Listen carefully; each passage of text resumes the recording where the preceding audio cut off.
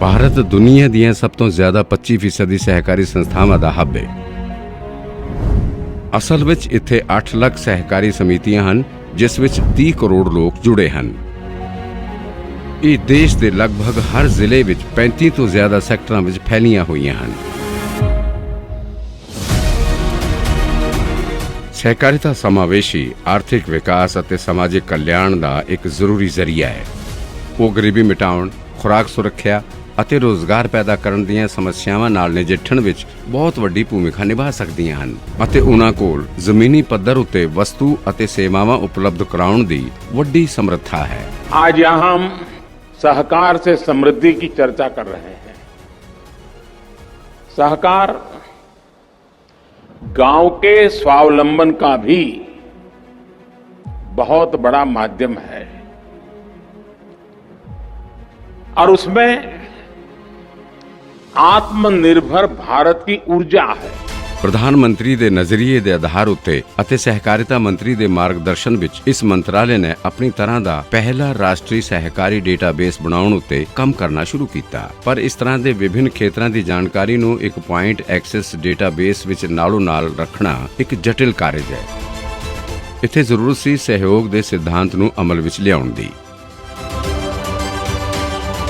ਰਾਜ ਸਰਕਾਰਾਂ, ਸੰਘਾਂ ਅਤੇ ਨਿਆਮਕ ਨਿਕਾਵਾਂ ਨਾਲ ਜੁੜੇ ਵੱਖ-ਵੱਖ ਹਿੱਸੇਦਾਰਾਂ ਨਾਲ विभिन्न क्षेत्रों के लिए डेटा फील्ड तैयार करने के लिए सुझाव देते हैं।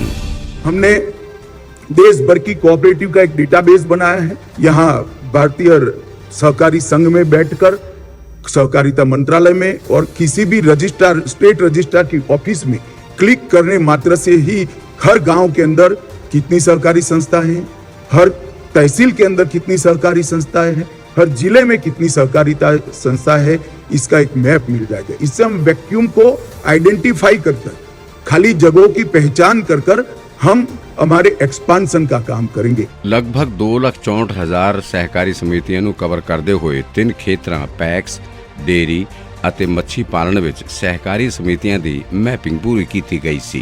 ਵਿਭਿੰਨ ਖੇਤਰਾਂ ਵਿੱਚ ਕੰਮ ਕਰਨ ਵਾਲੀਆਂ ਬਾਕੀ 5,08,000 ਸਹਿਕਾਰੀ ਸਮਿਤੀਆਂ ਦੀ ਮੈਪਿੰਗ ਅਗਲਾ ਕਦਮ ਰਹੇਗਾ। ਵਿਆਪਕ ਅਤੇ ਵਰਤਮਾਨ ਦੋਨਾਂ ਨੂੰ ਬਣਾਏ ਰੱਖਣ ਲਈ ਡੇਟਾਬੇਸ ਦੇ ਵਿਸਥਾਰ ਅਤੇ ਅਪਡੇਟਿੰਗ ਦੇ ਲਈ ਇੱਕ ਮਜ਼ਬੂਤ ਪ੍ਰਣਾਲੀ ਸਥਾਪਿਤ ਕੀਤੀ ਗਈ ਹੈ।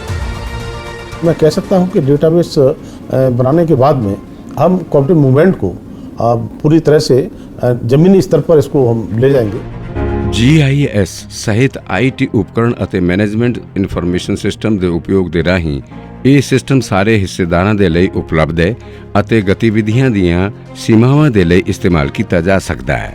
ਇਸ ਨਾਲ ਕਈ ਵਿਭਾਗਾਂ ਨੂੰ ਸਹਾਇਤਾ ਮਿਲੇਗੀ, ਜਿਵੇਂ ਕਿ ਕੇਂਦਰੀ ਮੰਤਰਾਲੇ, ਰਾਜ ਸਰਕਾਰਾਂ, ਸਹਿਕਾਰੀ ਸੰਘਾਂ ਦੇ ਨਾਲ-ਨਾਲ ਨਾਬਾਰਡ, NDDB ਅਤੇ NFDB ਵਰਗੇ ਖੇਤਰੀ ਸੰਸਥਾਨਾਂ ਨੂੰ ਵਿਭਿੰਨ ਯੋਜਨਾਵਾਂ ਬਣਾਉਣ ਅਤੇ ਉਹਨਾਂ ਨੂੰ ਲਾਗੂ ਕਰਨ ਵਿੱਚ ਸਹਾਇਤਾ ਮਿਲੇਗੀ। ਡੇਟਾਬੇਸ ਕੇਂਦਰੀ ਲਾਈਨ ਮੰਤਰਾਲਾ ਅਤੇ ਰਾਜ ਸਰਕਾਰਾਂ ਦੁਆਰਾ ਬਣਾਏ ਗਏ ਵਿਭਿੰਨ ਡੇਟਾਬੇਸ ਵਿੱਚ ਤਾਲਮੇਲ ਲਿਆ ਸਕਦਾ ਹੈ। ਇਹ ਸਹਿਕਾਰਿਤਾ ਪ੍ਰਣਾਲੀ ਵਿੱਚ ਲੋਕਾਂ ਦੇ ਵਿਸ਼ਵਾਸ ਨੂੰ ਵਧਾਉਂਦੇ ਹੋਏ ਸ਼ਾਮਲ ਅਤੇ ਪਾਰਦਰਸ਼ਤਾ ਵਿੱਚ ਸੁਧਾਰ ਕਰੇਗਾ।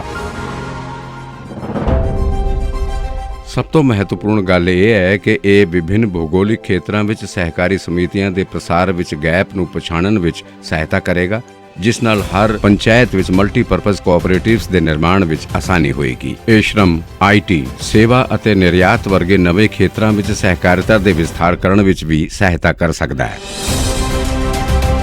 ਵਿਕਾਸ ਦੇ ਇਸ ਸਮਾਵੇਸ਼ੀ ਅਤੇ ਸਥਾਈ ਮਾਡਲ ਨੂੰ ਉਤਸ਼ਾਹਿਤ ਕਰਨ ਦੀ ਦਿਸ਼ਾ ਵਿੱਚ ਇਹ ਇੱਕ ਵੱਡਾ ਕਦਮ ਹੈ ਅਤੇ ਇਸ ਖੇਤਰ ਵਿੱਚ ਵਾਧੇ ਨਾਲ ਭਾਰਤ ਨੂੰ $5 ਟ੍ਰਿਲੀਅਨ ਦੀ ਅਰਥਵਿਵਸਥਾ ਬਣਾਉਣ ਦੇ ਟੀਚੇ ਨੂੰ ਗਤੀ ਮਿਲ ਸਕਦੀ ਹੈ।